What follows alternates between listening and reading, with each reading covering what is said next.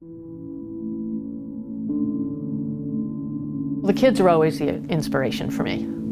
Deaf and hard of hearing children, on average, do not score that well in mathematics. And what we found through various research studies is the foundation is the beginning of that gap.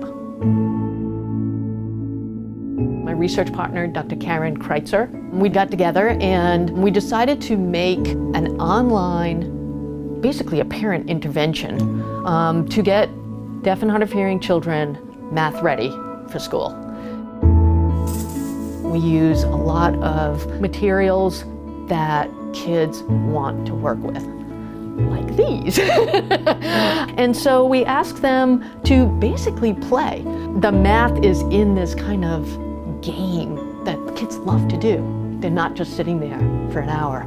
I'd say the only bad thing is getting them back.